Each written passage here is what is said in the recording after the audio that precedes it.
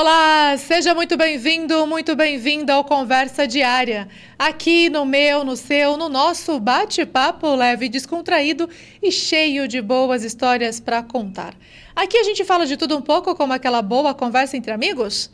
E hoje vamos falar de viagem, de advocacia, da área do direito. Nós vamos falar com uma pessoa que sabe do valor de família. Nós vamos conversar com um advogado, com ele, com o doutor Adilson Sartorello. Seja muito bem-vindo ao Conversa Diária. Obrigada por aceitar o nosso convite, Adilson. Muito obrigado. Eu quem agradeço o convite. É um prazer estar aqui. Eu que sou advogado, realmente gosto de viajar, em especial em família. E o nome completo, para quem não sabe, é Adilson Elias de Oliveira Sartorello, porque meu pai queria Adilson, minha mãe queria Elias. Eles não chegaram a um consenso, resolveram colocar os dois nomes. E aí eu tenho esse nome gigantesco. Muito bom. Obrigada por aceitar o nosso convite, por compartilhar um pouquinho da sua história. Então vamos conhecer quem é, Adilson Elias Sartorello. Se apresente, de onde veio, tem família, é casado, natural de onde? Fique à vontade. Obrigado. Eu vim de Adamantina, Adamantina é uma cidade mais para o interior ainda, já chegando no estado do Mato Grosso do Sul, cidade pequena, menos de 40 mil habitantes. Eu me formei na cidade de Tupã, que fica a cerca de 70 quilômetros de Adamantina, viajava todas as noites de Adamantina a Tupã para ir na faculdade, trabalhava, fazia um estágio na delegacia de trânsito de Adamantina. Assim foi minha vida de acadêmico, minha vida de faculdade, até me formar. E aí então resolvi que eu precisava me qualificar profissionalmente e resolvi vir para Bauru. E hoje me sinto um bauruense de coração, aqui constituí a minha família, hoje sou casado, tenho 2 filhos, um filho e uma filha, minha filha já casada, a Isabela, já casada com o Iago, eu tenho o meu filho que é o Nelson Sartorello Neto, que hoje namora a Tassiane, e assim nós, os 6...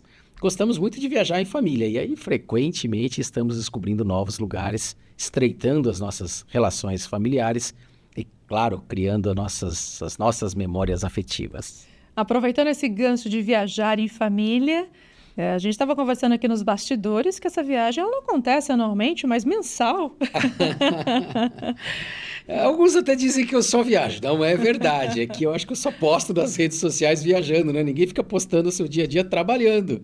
Trabalho também todos os dias. Mas a gente tenta sempre, a cada 1, 2 meses, no máximo, a gente descobrir um novo lugar. A gente usa muito das nossas necessidades, Às vezes a trabalho, alguma situação específica. Se tem que ir para alguma outra cidade, a gente aproveita para ir todos e em família realmente conhecer um novo lugar e aproveitar desse tempo que nós possuímos juntos, Eu brinco que nossa família foi crescendo, foram vindo os agregados e a gente teve que comprar até um carro, de 7 lugares para podermos viajar em 6. Agora, inclusive, tem uma cachorrinha nova na família, então nós vamos viajar agora sexta-feira e agora vamos viajar em 7, Porque vai ter que ir a cachorrinha junto também. Muito bom. E para quem viaja tanto assim, deve ter muitos episódios. Compartilha pra gente um deles assim marcantes que aconteceu em família pra gente entender um pouquinho como que é a sua aventura com as viagens. Olha, eu diria que tem de tudo, Tem de tudo, mas tem também, vamos começar por expectativas frustradas, Então a gente foi viajar, fomos para o Paraguai. E aí não é o Paraguai aqui da fronteira, não. A gente entra de carro e vai para dentro, para o interior do Paraguai mesmo, descobre lugares, novos, bacanas, específicos, e fomos de carro. São mais de 1.000 quilômetros dirigindo e fomos passar o Natal numa cidade chamada Encarnación, no interior do Paraguai. E eis que nós chegamos lá, achávamos que tinha movimento, no Natal, e realmente é uma cidade muito bonita, muito bem estruturada e que tem muito movimento no Ano Novo. Mas no Natal tudo fechou. Não tínhamos o que fazer, sequer tínhamos onde comer, o último lugar fechava por volta de 8 horas da noite e, fim das contas, passamos o Natal todos dormindo em Encarnación, porque não tinha o que fazer nesta cidade. Então tem histórias como essas, como histórias, claro, muito bacanas de passar o Réveillon, de passar Natal, de passar feriados em cidades históricas importantes. Passaram o Natal em família juntinhos, Pois sem é. aquela grande festa tradicional, mas Todos passaram um dormindo. momento juntos dormindo. Acontece. E alguma outra, assim, que realmente também foi marcante, mas A do gente- lado já mais festivo. Falando do Paraguai, a gente É. gosta muito, né? E a gente acabou, né, entrando, a gente entra pro interior da Argentina, a gente entra pro interior do Paraguai, porque dá pra ir de carro, né? E a gente gosta muito disso, de estarmos dirigindo, enfim. E a propósito, todo você mundo. que vai dirigindo, o senhor que é de... Às vezes a gente reveza um pouquinho, mas a grande maioria da viagem eu vou dirigindo. E a gente gosta muito nessas viagens, quando se passa por Foz do Iguaçu e Ciudad del Leste ali, a gente gosta porque é um universo de compras, né, maravilhoso. Então isso a gente aproveita bastante. Só que para quem nunca foi para o Paraguai, para quem nunca entrou, ainda mais de carro, dirigindo, né, para dentro daquela cidade ali, não sabe o que é passar momentos de aventura e também de sufoco, porque o trânsito, ele não existe regras, né? É uma coisa maluca, um carro encostando no outro, aquele trânsito, ainda mais vai numa época de feriado, de final de ano. Então é sempre com muita emoção, porque é claro, uma gritaria dentro do carro, né? Meu Deus, vai bater, desvia, sai. E a gente vai passando por momentos assim espetaculares de muitas emoções e novas emoções, conhecendo um lugar que é totalmente diferente, a cultura, o jeito de dirigir, de se comportarem, né? Isso para dentro mesmo. Tinha alguns países, em especial do Paraguai, que a gente ama ir para lá, porque é um universo de compras maravilhoso, que a gente compra um monte de, como a gente diz, um monte de soluções para problemas que a gente não tem, né? Muito bom. E nessas viagens também a parte da culinária acaba também sendo algum destaque, tanto? A gente costuma dizer que a gente gosta muito de viajar, mas acho que gosta mais ainda de comer, né? Então, sempre a programação é descobrir novos lugares para que a gente possa almoçar, jantar e experiências gastronômicas diferentes. E nessas experiências a gente costuma sempre exagerar. E aí vem aquele pós, né? Aquele pós terrível que ninguém consegue sair do lugar, ninguém consegue mais continuar a viagem, todo mundo passando mal, porque a gente acaba exagerando nas nossas experiências culinárias, nas nossas viagens. Mas é uma delícia, eu digo tudo isso, porque quem puder, né, aproveite, né, o tempo que tiver ao lado da sua família, onde a gente produz com certeza as melhores memórias. No Brasil, alguma viagem aproveitando o gancho, como que é assim, né, um momento inusitado, ainda mais que a frequência é maior? Como que você se programa? Veja, São Paulo, por exemplo, é um lugar que a gente adora ir, né? Tem tantas opções, né, para fazer em São Paulo, e a gente, até por razões profissionais, sempre está tendo que estar por lá, né? Então a gente aproveita, né? Aproveita, tem algum compromisso, às vezes passa a semana toda naquela cidade, por conta de que vai ter algum compromisso ali. Rio de Janeiro, né? São cidades que são mais comuns da gente ir, porque consegue chegar de carro, né? Então, o estado de Minas Gerais, a gente foi bastante nos últimos anos para as Minas Gerais, conhecemos, né, acho que praticamente ali todos os circuitos turísticos do estado de Minas. O estado do Rio de Janeiro também tem suas belezas naturais, não só a própria cidade, como é muito bacana, né? A gente gosta muito, claro, de ir para o Rio, ficar de frente para o mar, e a gente gosta de pegar um apartamento ali em Copacabana, de frente para o mar, e passamos a semana trabalhando. Hoje todo mundo trabalha, né, de forma muito fácil em home office, mas claro que a gente aproveita, né, o final do dia, aproveita um pouquinho da praia, aproveita um pouquinho da culinária, um pouquinho daquilo que as cidades, enfim, de maneira geral, podem nos oferecer. Mas São Paulo, né, Rio de Janeiro e Minas Gerais, além Paraná, Santa Catarina, são estados, assim, que valem a pena e que é possível, né, ir de carro, dá para fazer esse tipo de viagem. Além disso, aí já tem que começar, né, pensar ou em muitos dias de viagem ou, claro, pegar um aéreo. Nós vamos de novo, né? Nesse final de ano a gente vai pegar o carro, sair viajando, e vamos até o sul, até a região de Gramado, e já está tudo sempre escrito, tudo no roteiro, o nosso passo a passo de todos os dias, o que tem que ser feito. E até para que essas viagens ocorram, é prestígio e é necessário ter o fruto do trabalho. Vamos entrar nele e falar um pouquinho também sobre a questão da advocacia, né? Quando começa a fazer parte da sua vida, da sua história, se na família também tem alguém que atua na área do direito, conta pra gente essa parte profissional. Pois nunca tive, né? Ninguém na família, isso, claro, lá quando eu estava fazendo faculdade, não tinha ninguém exatamente que atuava no ramo do direito, mas resolvi fazer direito. Era uma faculdade que, na época, hoje a gente tem faculdades, né, em abundância no nosso país, em especial aqui no estado de São Paulo, mas na época era uma faculdade que ficava mais próxima da minha cidade, né, de Adamantina, uma faculdade de direito, tinha muito prestígio, tem ainda muito prestígio até hoje, a faculdade de direito de Tupã, FADAP. Fui fazer a faculdade e consegui um estágio na Ciretran, na Delegacia de Trânsito de Adamantina. E até por aquele envolvimento, a gente, né, começa a se apaixonar por aquilo que está fazendo no dia a dia e resolvi que eu acho que eu queria ser delegado. Porque era bacana, né? Pô, o meu delegado não corria atrás de bandido, era ali dentro da Delegacia de Trânsito, aquele dia a dia, era uma autoridade, era bem bacana.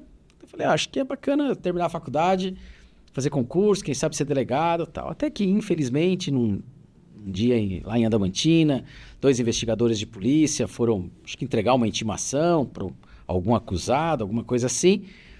E essa pessoa atirou e matou os 2 investigadores de polícia. E aí foi uma perseguição, né? Cidade muito pequena, então vieram os policiais de Presidente Prudente, os policiais de Araçatuba, né? Essa pessoa se embrenhou no mato e aquela caça, né, ali ao suspeito. E aí até o delegado da nossa delegacia de trânsito foi para esse meio de mato. Todo dia, no final do dia, ele chegava com aquela expressão horrível, né, de quem tinha passado o dia caçando, né, bandido no meio do mato e armado e tal. E eu falei, nossa, até o delegado de trânsito tem que correr atrás, né, de bandido, de suspeito. E aí eu decidi que eu não queria mais ser delegado, né? Falei, acho que esse não é o meu caminho. Então resolvi, quando terminei a faculdade, vim para Bauru e fazer cursinho preparatório para concurso, me especializar, fazer cursos para entender onde que eu ia trabalhar no mundo do direito. E aí foi onde eu conheci um advogado que me abriu as portas, me permitiu trabalhar no escritório dele, saudoso doutor Odair de Campos Melo, a quem devo muito, né? Já é falecido. E ali eu comecei a me apaixonar pela advocacia. E aí desde 1998 que eu milito, né, ativamente na advocacia. 5 anos depois construímos, né, o nosso próprio escritório, que este ano completou 22 anos, que é o Carreira e Sertorello Advogados. Desde então me tornei sócio do escritório, trabalho nele, né, no nosso dia a dia e outras atividades que foram acontecendo, trabalho em prol da OAB, né, da Ordem dos Advogados do Brasil. Trabalhei por 24 anos de forma ininterrupta, né, na OAB, outras oportunidades que vieram em outras instituições, como o Secov, que é uma entidade do mercado imobiliário que é uma honra poder fazer parte, Ibradim, que é o Instituto Brasileiro de Direito Imobiliário, a própria ASP, Associação dos Advogados de São Paulo. E aí a gente, né, vai atuando, vai se envolvendo, vai assumindo alguns cargos de direção, alguns cargos de representação. Então, ao longo de toda essa trajetória aí, a gente atuou bastante em prol dessas entidades. 28 anos de atuação, as suas pós-graduações, né, também contribuíram, né, de alguma forma para a parte jurídica. E por que escolhe também a parte imobiliária? Menciono o Secov, inclusive. E mais uma pergunta para completar aí. Por que escolhe Bauru, entre tantos outros municípios? Bauru tá fácil de responder, né? Eu disse que hoje nós temos tantos cursos de direito, tantas faculdades de direito. E quando eu me formei, isso em 1997, só haviam 2 cursos que eram preparatórios para concurso. Hoje também tem, além dos online, tem em todo quanto é lugar. Mas na época só havia em São Paulo e em Bauru. Eu acho que todo o interior, todo o estado de São Paulo e talvez até, acho que a nível de Brasil, acho que tirando as capitais, acho que só o Bauru que tinha. Então, entre ir para São Paulo e para Bauru, né, numa decisão em família, vamos para Bauru. Então, por isso eu mudei para Bauru e vim para cá para me qualificar e estudar. E aí foi onde comecei a trabalhar, e onde eu me casei, onde meus filhos nasceram, e a gente foi ficando por Bauru, e hoje é minha terra do coração, e daqui não queremos sair, né? Sem dúvidas.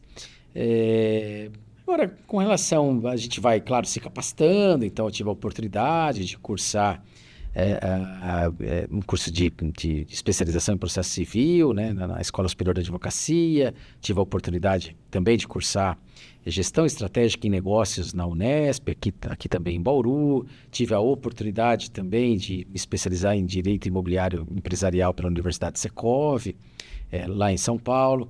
E até por conta dessa minha trajetória, tanto quando eu comecei a trabalhar no escritório do Odair de Campos Melo aqui em Bauru, como depois, né, na oportunidade do nosso próprio escritório, sempre o direito imobiliário esteve presente na nossa carteira, né? E por isso a gente foi se especializando, foi trabalhando na área e foi se envolvendo com o mercado imobiliário. Então, de uma forma natural, a gente foi trabalhando e foi se especializando. E até por necessidade de ter o próprio escritório e ter que administrar, né? O escritório vai crescendo, você vai tendo que administrar.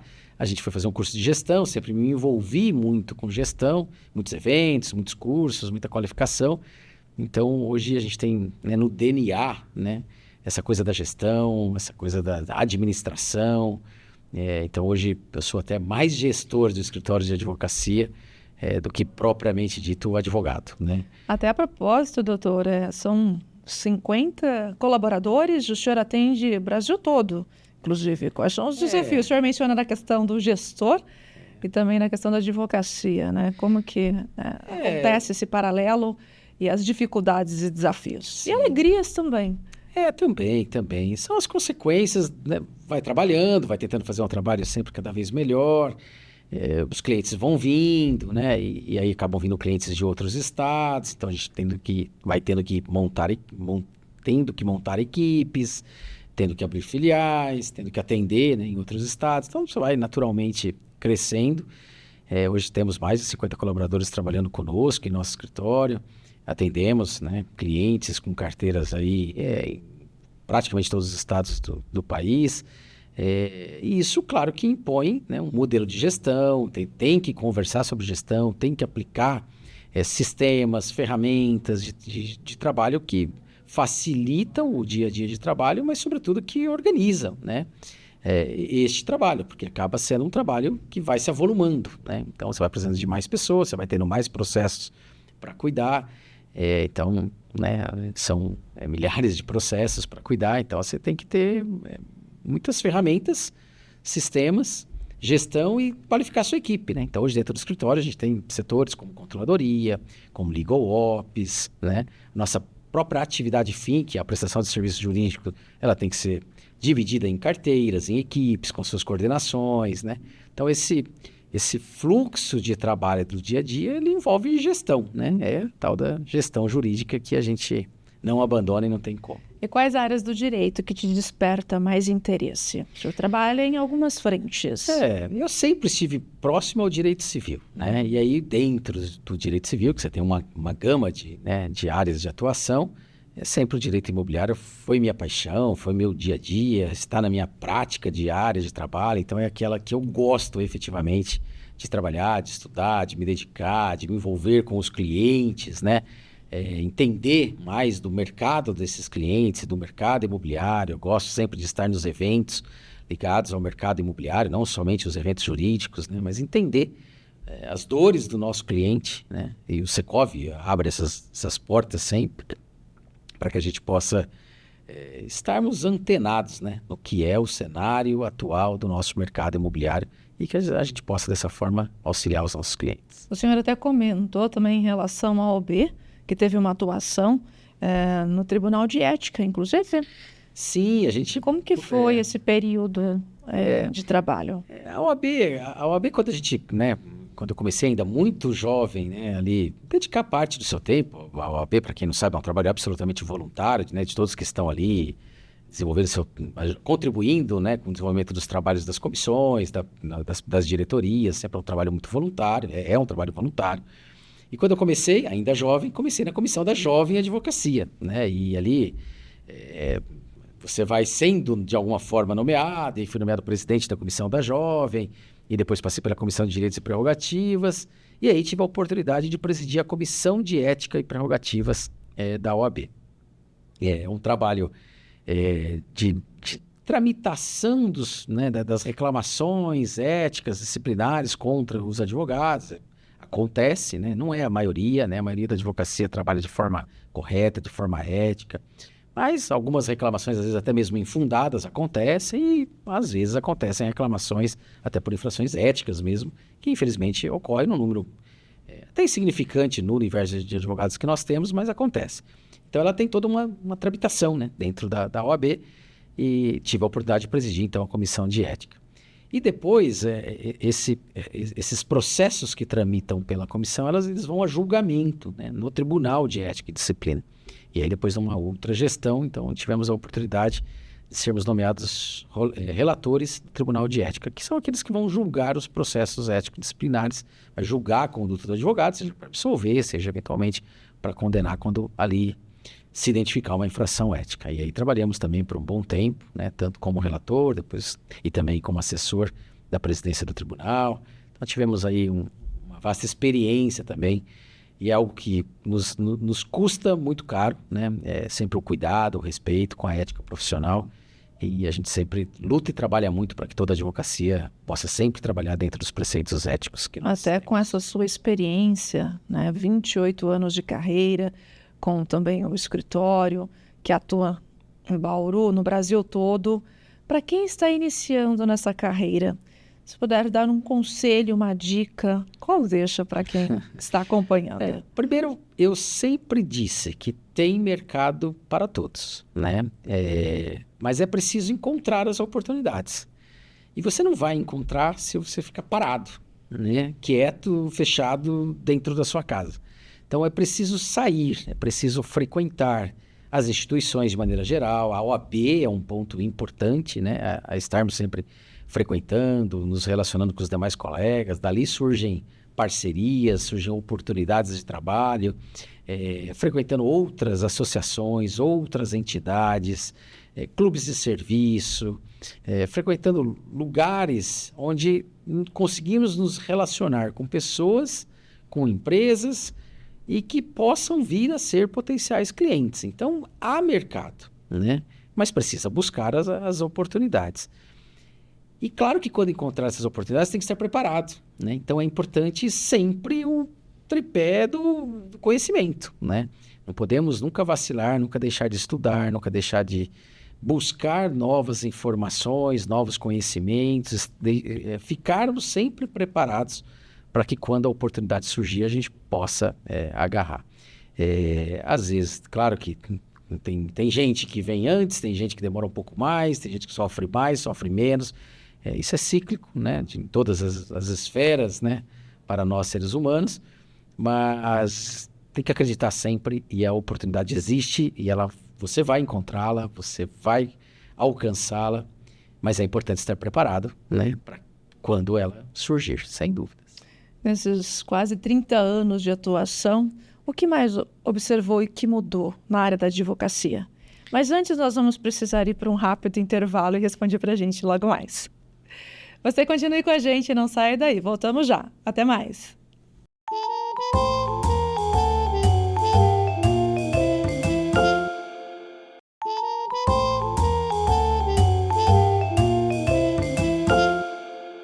Voltamos com Conversa Diária. O bate-papo de hoje é com o advogado Adilson Sartorello. Então, antes do nosso intervalo, havia perguntado quais mudanças, né, houve aí nesses longos mais de 25 anos de atuação, quase 30, né, que impactaram aí a advocacia e o direito. Sem dúvidas, a tecnologia, né? Estávamos acostumados com o processo físico, né? Folheando papéis, digitando ali no computador, imprimindo as nossas petições, indo ao fórum, né? Seja para realização de uma audiência, que fosse para ver um processo. Isso tudo mudou bruscamente nos últimos tempos, né? Então, hoje, não estou nem dizendo de tudo que nós temos de desafios ainda pela frente, de algo tão novo como a IA, né? Inteligência artificial, hoje já muito presente, né? Na advocacia, mas eu diria a forma de advogar, né? Então, hoje a gente praticamente não vai mais aos fóruns. É muito difícil você precisar ir ao fórum, salvo especificamente tentar conversar com o juiz, com algum funcionário, algum servidor, mas provavelmente ele vai te atender de forma virtual, né? Ele vai fazer, hoje a gente tem os balcões virtuais, você tem os despachos virtuais, então você conversa hoje com o judiciário de maneira geral, de forma virtual. As audiências existem ainda, as presenciais, eu sou muito partidário, né? Aqui para quem for do mundo do direito, eu ainda acho que as nossas audiências de instrução e julgamento são aquelas audiências que a gente vai ouvir testemunha, vai ouvir um perito, vai analisar uma prova. Eu ainda acho que essas audiências são melhores para a advocacia quando elas acontecem de forma presencial, mas hoje o grande volume de audiências acontece já na modalidade virtual, na modalidade telepresencial. Os processos hoje são todos digitais, né? Então hoje você trabalha dentro de sistemas, a começar pelo sistema do próprio judiciário. Então isso mudou muito, né?